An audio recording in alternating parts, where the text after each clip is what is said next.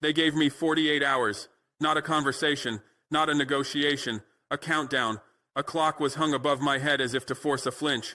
But I've seen this performance before. Colonizers always arrive carrying deadlines, always urgent when they seek obedience, always polite when they demand submission. This time, the ultimatum came from Tel Aviv, from a man whose country is mired in the blood of children, yet still claims the right to lecture others about diplomacy. I was told I had made a mistake, that banning Israeli influence from Burkina Faso would unravel relations, that I had stepped over a line. But I did not step across it. I erased it. Because I was never chosen to protect their comfort, I was chosen to defend my people. The instructions were clear. Undo the ban, reopen the gates, restore the flow of deals, silence your voice or else. They warned that the outcome would be unpredictable. That was their word. But their threats were not unpredictable. They were familiar, rehearsed, and this time, I would not respond. I ignored their warning, not out of fear, not out of misunderstanding, but because silence can thunder louder than any speech. To reply to a bully is to breathe life into their ultimatum. To give their threats oxygen is to let them believe they still hold the leash. And I cut that leash long ago. The hours ticked away. 12, 24, 36, 48. Still, no word, no retreat, no compromise. They waited for a phone call that would never come, because this time Africa refused to play by their script. I remember walking through Ouagadougou during that silence. Vendors in the markets kept their rhythm. Soldiers trained beneath the burning Sunday. Children played football in the dust, as if the sky were not heavy above us. They knew their leader would not sell his voice for promises of security. They knew this silence was not weakness, it was a message. A message that said, we do not bow to your threats. We will not trade dignity for dollars. We will not surrender honor for handouts. And in the palaces of power, silence is unsettling. It forces them to confront their emptiness, to wonder whether fear still belongs to them or whether their hour has already passed. And when the clock struck midnight, at the very last second of their ultimatum, the only sound that carried from Burkina Faso was the sound of a nation standing tall. They expected panic. Instead, they met purpose. They expected apologies. Instead, they were met with silence, and in that silence, their own humiliation began to bloom. Let this be understood. I did not stand firm for spectacle. I did not stay silent for headlines. I stood still because I bear the weight of generations, because I was born in a land where people may own little, but they own their honor, where children grow with dust on their boots and fire in their hearts, where pride is the only possession no one can take unless you hand it away. They measure Burkina Faso by GDP, by exports, by influence, but they do not measure what truly matters. They do not measure the strength of a mother raising 5 children on dry rice and faith. They do not measure the determination of a farmer who plants into cracked earth with nothing but hope in his hands. They do not measure the quiet strength of villages who bury their sons and yet rise the next day unbroken. You cannot threaten a people like that with a 48-hour warning. You cannot intimidate a nation that has endured drought, invasion, betrayal, starvation, and still sings freedom songs at dawn. I refused because I am not here to manage corruption.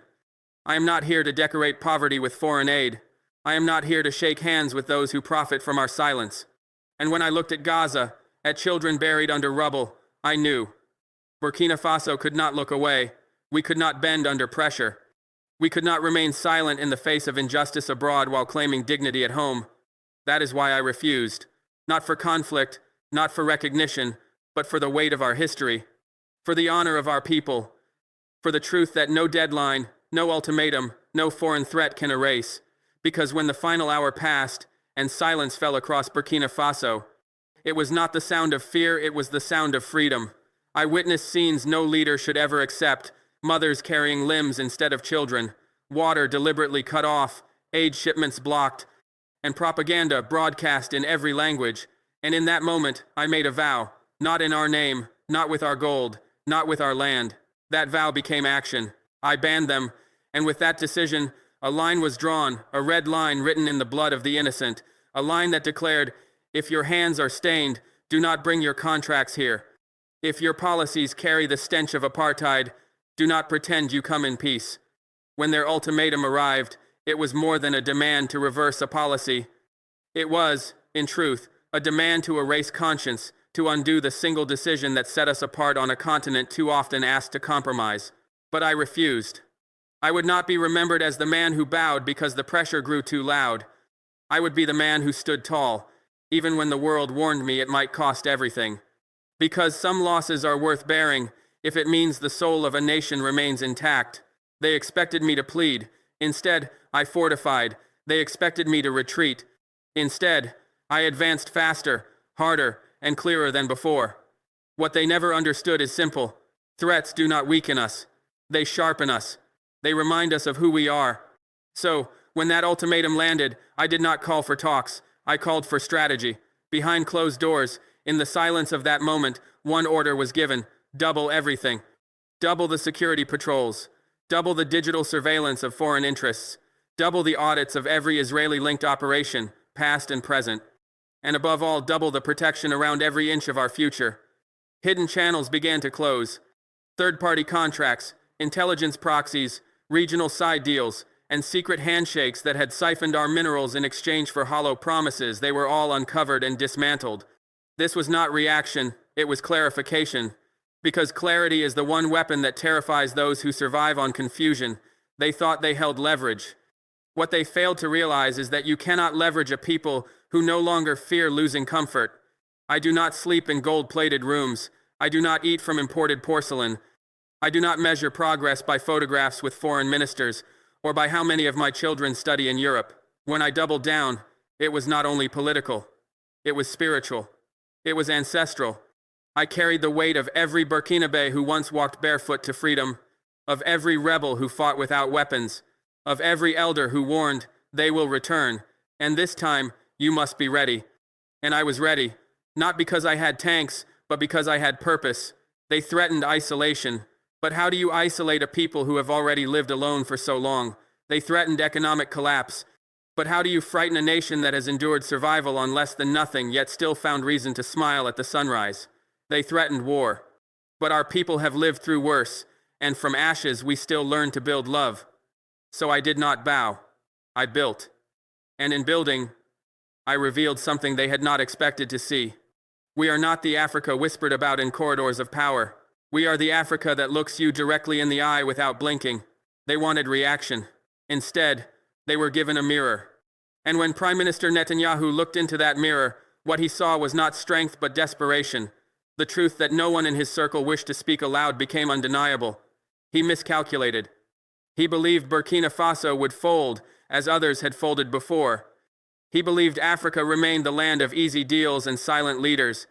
He thought we would be the weak link in his chain of influence. But I was not built in Geneva. I was forged in fire. And when the pressure rose, it was not I who broke, it was him.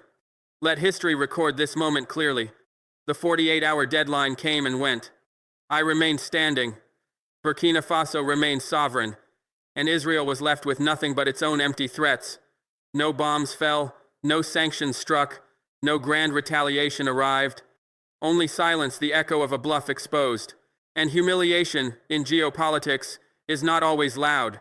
Sometimes it is found in that silence, in the way allies suddenly stop speaking for you, in the way headlines quietly fade away. This was that silence. And in it, a message carried across an entire continent. Burkina Faso had not only endured, it had defied. I witnessed scenes no leader should ever accept: mothers carrying limbs instead of children, water deliberately cut off, aid shipments blocked, and propaganda broadcast in every language. And in that moment, I made a vow. Not in our name, not with our gold, not with our land. That vow became action. I banned them. And with that decision, a line was drawn, a red line written in the blood of the innocent. A line that declared, if your hands are stained, do not bring your contracts here. If your policies carry the stench of apartheid, do not pretend you come in peace. When their ultimatum arrived, it was more than a demand to reverse a policy. It was, in truth, a demand to erase conscience, to undo the single decision that set us apart on a continent too often asked to compromise. But I refused. I would not be remembered as the man who bowed because the pressure grew too loud. I would be the man who stood tall, even when the world warned me it might cost everything. Because some losses are worth bearing, if it means the soul of a nation remains intact. They expected me to plead. Instead, I fortified. They expected me to retreat. Instead, I advanced faster, harder, and clearer than before. What they never understood is simple. Threats do not weaken us. They sharpen us. They remind us of who we are. So when that ultimatum landed, I did not call for talks.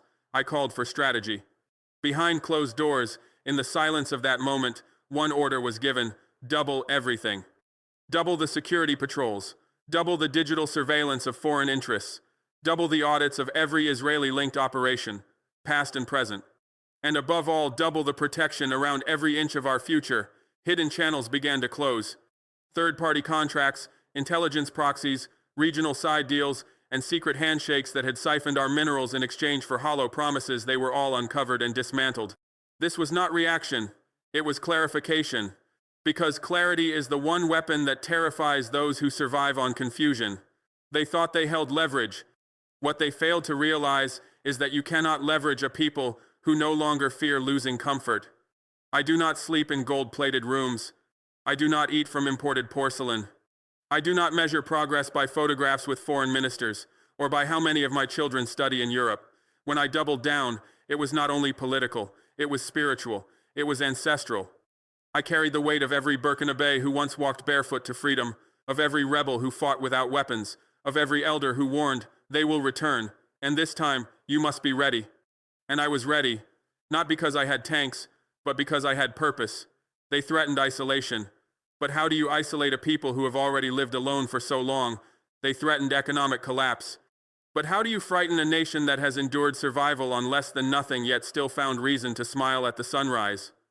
They threatened war, but our people have lived through worse, and from ashes we still learn to build love. So I did not bow, I built. And in building, I revealed something they had not expected to see. We are not the Africa whispered about in corridors of power. We are the Africa that looks you directly in the eye without blinking. They wanted reaction. Instead, they were given a mirror. And when Prime Minister Netanyahu looked into that mirror, what he saw was not strength but desperation.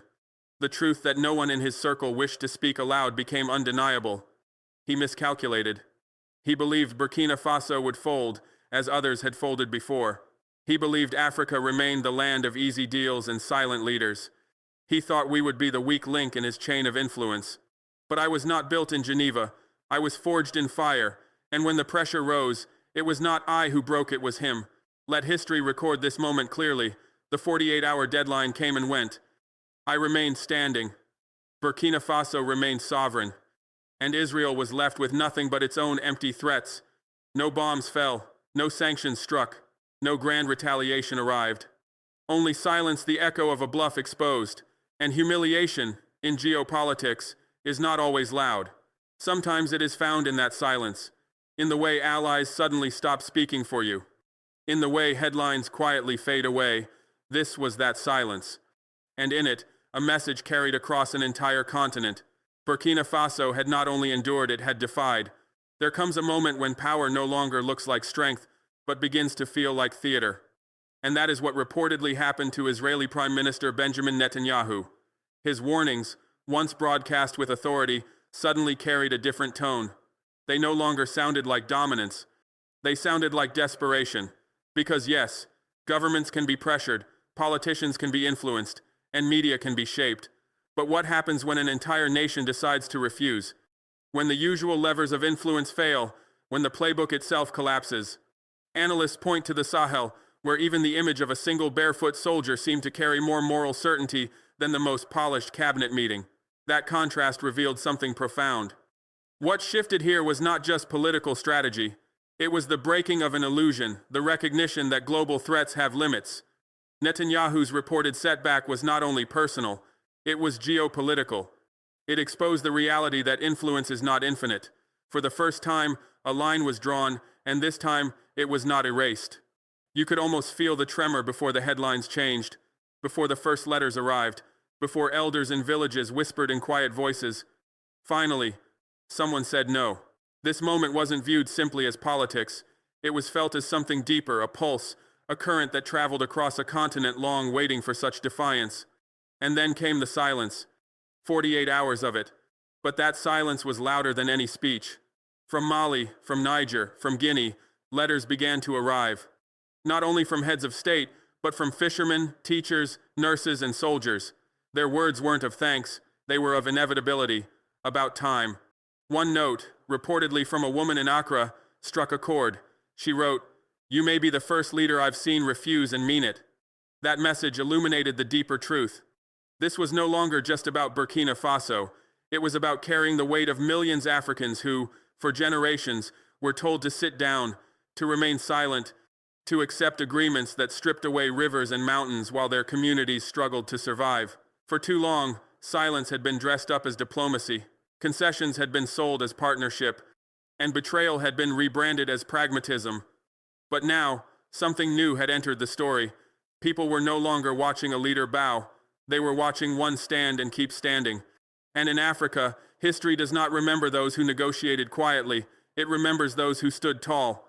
That's why, in the markets of Bamako, whispers spread, Traoré refused.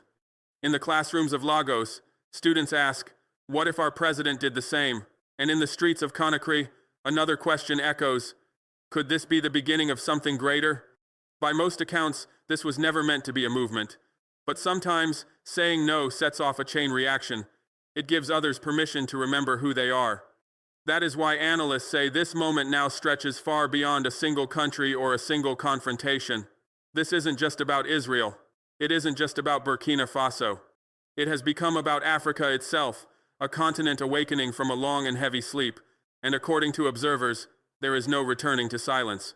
Those who expected this moment to fade, who thought the silence would pass, that headlines would dim, that politics would quietly reset, may have underestimated what has changed.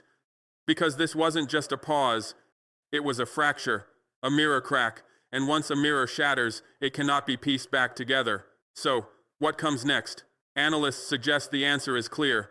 These nations are not standing still. They are solidifying, linking arms from the Sahel to the Savannah. Burkina Faso, Mali, Niger, Guinea, each has drawn its own line in the sand. Together, they are shaping something that traditional pressure points, sanctions, negotiations, closed-door diplomacy may struggle to control. Yes, economic measures remain possible. Yes, media narratives can still be deployed. And yes, diplomatic campaigns will surely follow. But this time, these nations say they recognize the playbook. And now, they claim to have written one of their own. New currencies are being explored. Resource flows are being redirected inward. Alliances are shifting away from the old frameworks. And so the larger question remains, is this simply a chapter that will close quietly, or is it the early draft of something far more significant? A turning point not just for Burkina Faso, but for Africa as a whole. Not into the hands of those who exploit us, but into the hands of those who rise and build with us. Across this continent, a different kind of foundation is being laid. Schools are emerging, not ones that recycle edited versions of history, but classrooms that dare to teach truth. Our data, our minerals, our sovereignty, these are no longer treated as open fields for others to harvest, but as treasures guarded like sacred islands. There is no fear of the next move by outside powers. Instead, there is readiness, a calm expectation. Because what also waits on the horizon is something greater, the emergence of a generation no longer pleading for a seat at someone else's table, but crafting its own from the very wood that others once tried to set aflame. So, when the question is asked, what comes next, the answer is unwavering. We come next. Africa comes next.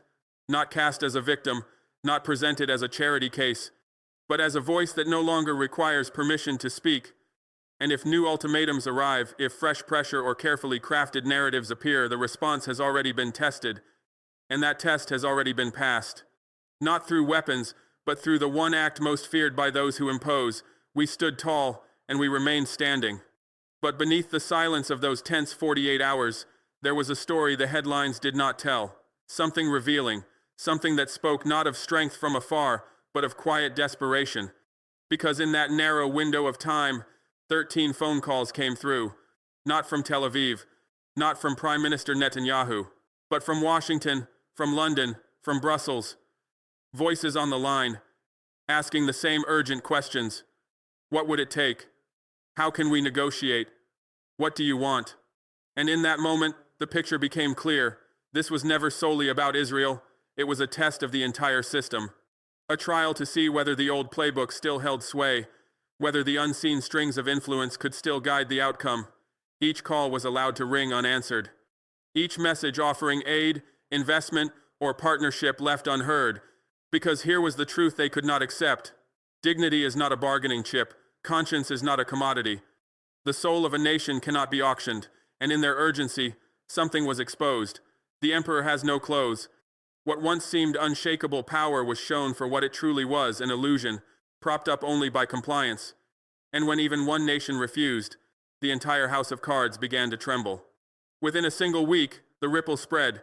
Chad announced new restrictions on foreign military bases. Senegal began reviewing mining contracts long considered untouchable. Ghana raised questions about debt arrangements that had weighed heavily for decades. Some in global circles called this contagion. Others named it awakening. Because what unfolded in Burkina Faso was not mere defiance, it was a demonstration, a model showing that resistance is possible. That saying no does not end the world. It begins a new one. In Western capitals, the anxiety was tangible. Emergency meetings were convened. Strategy sessions held on how to contain the ripple, how to manage this new African assertiveness. Yet, as history reminds us, an idea whose time has come cannot be contained. A people who have rediscovered their power cannot be managed. Here, a story passed down through generations emerges, a parable of a lion raised among sheep. The lion grazed on grass, bleated softly, and fled from danger, believing itself to be one of the flock. Until one day, it gazed into a pool of water, saw its reflection, and everything changed. For too long, Africa has been that lion. Taught to see weakness where there was strength, persuaded to fear the sound of its own roar. But that ultimatum acted like the reflection in the water, a moment of recognition. And now, having seen its true self, Africa will never return to silence. The sheep masters are uneasy because a conscious lion cannot be tamed, cannot be chained, cannot be controlled. Warnings of economic isolation were delivered. No one will trade with you, they said. Your people will suffer. But here is the flaw in that calculation. Suffering was already present under those very trade systems. For decades, raw materials left the continent at pennies on the dollar, while finished goods returned at a fortune. Wealth flowed out, poverty flowed in. So the threat of isolation became something else entirely. It became liberation. Forced to turn inward, nations began to discover what had been there all along: their own strength, their own ability to endure, their own capacity to create. And in that discovery lies the most profound truth of all. We already have everything required to build our own future: fertile soil, rich minerals, skilled hands, creative minds. And in just 6 months since the ultimatum, the results are undeniable. Local food production has risen by 40%. 3 new manufacturing cooperatives are already operating. The country's very first technology park has been developed. Direct trade lines have been opened with partners in Asia and South America. What was meant as punishment became, instead, a turning point. What was framed as a threat transformed into opportunity. What was forced isolation has become the spark for innovation.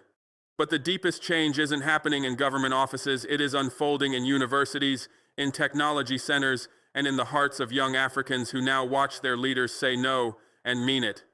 Applications to Burkina Faso universities have tripled. Students from across the continent are seeking to study in the country that stood its ground. Young entrepreneurs are traveling here, not for charity, not for handouts, but to take part in something larger, something many are calling a quiet revolution, one that is steadily rewriting the boundaries of what is possible. A young woman from Nigeria described it this way: "You didn't just ban Israel from Burkina Faso, you banned the idea that we must always accept whatever is offered to us." That spirit has begun to reshape culture itself. In villages across the country, artists are painting with renewed pride. Musicians are composing songs of defiance. Poets are writing verses that lift children's heads higher. For far too long, culture here was treated as a curiosity, art sold as artifact, stories told by others about others for others. But now, creation is happening from within, for themselves, about themselves, and by themselves. In Ouagadougou, because they have already seen it done, and older Africans pass peacefully, knowing their children are finally, truly free. Every act of resistance, every stand for dignity, every refusal to bend becomes a stone in the foundation of this future. And that message was made clear in Burkina Faso's response to an ultimatum reportedly delivered by Israeli Prime Minister Benjamin Netanyahu. What was meant to intimidate instead became liberation. What was intended as humiliation instead ignited pride. Observers called it a countdown, 48 hours to comply. But Burkina Faso reframed it as something else entirely, 48 hours to mark the irrelevance of outside control. Instead of breaking the nation, the deadline bound its people closer together. For Africa's supporters, this was the moment the lion shed its disguise, the moment a continent long underestimated began not just resisting but redefining its destiny. What comes next? That is where the story grows even more powerful. Imagine 3 years into this journey, children in Ouagadougou learning to code in their native languages, building technologies crafted not for translation, but for originality solutions the world will copy. Farmers across the Sahel cultivating drought-resistant crops created in African laboratories, using weather systems designed for African skies, not borrowed from nations that have never felt a harmattan wind. Young Burkinabe women running businesses that cross oceans not as subsidiaries of foreign corporations, but as equals, as leaders, trading minerals and ideas, gold and wisdom, resources and respect. This is not fantasy, it is possibility. It is what becomes real when a people stop waiting for permission and begin creating their own future. Because for decades, Africa's role was engineered carefully, rich enough to exploit, but never free enough to control its own destiny, kept alive, but not allowed to prosper. That balance is breaking. Prosperity and dignity cannot be given or withheld by outsiders. They are decisions, they are actions, they are realities nations choose to defend. 5 years from now, analysts say the Sahel, once dismissed as unstable, could become the laboratory of liberation, the place where old cycles cracked and new blueprints emerged. And when the question is asked, how did you do it? The answer may be painfully simple. We stopped believing lies about who we were. We stopped accepting limits on who we could become. We stopped waiting for permission to be great, because greatness was always there, waiting to be remembered. Of course, there will be skeptics, voices insisting change never comes this fast, that dignity cannot feed families, that sovereignty does not pay bills. But while the doubters argue, the evidence is already being built. While critics warn of risks, new prophets of independence are being counted. While some fear danger, others are already celebrating victories. Think, for a moment, about the children born in that same 48-hour window. They entered a world where their leaders said no and meant it. They will never know a Burkina Faso that apologizes for existing. They will inherit an Africa that does not ask for respect but expects it. And as they grow, they will think differently, walk differently, lead differently. Because they will know what their parents had to rediscover. Fear is a choice, power is earned, and dignity is a birthright. And one day, when those children face ultimatums of their own, they will remember this stand. The winds, as many say, are changing. A storm is forming. But the real story is what comes after the storm, the rebuilding. From schools to farms, from boardrooms to parliaments, the vision is of nations standing on their own terms, crafting futures that reflect their people, not their past chains. That 48-hour deadline is already history. But its echo has not faded. It grows louder each day, spreads wider with each moment, digs deeper with each breath of those who choose to remember. Because some decisions reverberate through centuries, some refusals carve new paths for generations, and for Africa, this is one of those moments, a moment that declares, we were ready. Ready to rise, ready to resist, ready to refuse. They gave 48 hours. Africa gave eternity. Eternity to watch a continent rediscover itself. Eternity to witness a new order begin. Eternity to realize that once a people find their voice, no ultimatum can silence it again. The storm is not just coming, the storm is here, and Africa is not running from it. Africa is the storm. They will look back and remember that a previous generation dared to say no, and they will realize that they, too, can take that stand. History shows us that real change doesn't always begin in the halls of government or the palaces of power. It often starts quietly, in the hearts of ordinary people through the resilience of individuals who refuse to compromise their dignity. Israeli Prime Minister Benjamin Netanyahu reportedly expected he was dealing with just another African leader, someone he could pressure, persuade, or intimidate into compliance, but his calculation was wrong. Because in that moment, the response from Burkina Faso was not only on behalf of one nation. It echoed the voice of countless mothers who had lost children to conflict, fathers who worked their land under the shadow of foreign drones, and elders who had long whispered, "One day, they will go too far." That day arrived, and when it did, the response was not armed with vast armies or powerful alliances, but with something deeper, the unwavering belief that the people deserved better. A conviction that their worth was greater than the circumstances imposed upon them, and the knowledge that the struggles of their ancestors were not endured so their descendants could bow to the heirs of former oppressors. That certainty shifted everything, not only for those resisting, but also for those demanding submission, because once fear fades, so too does power. Once the need for approval disappears, influence begins to wane. And once threats no longer carry weight, even the strongest empires can begin to fracture. When Burkina Faso was reportedly given 48 hours to comply, those hours were not used to yield. They were used to remember identity. And the message was clear: we are not submissive, we are not weak, we are not desperate, and we are not small.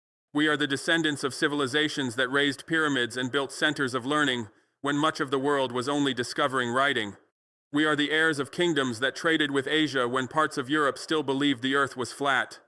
We are the inheritors of traditions that mastered mathematics, medicine, and astronomy, while others still thought illness came from bad air.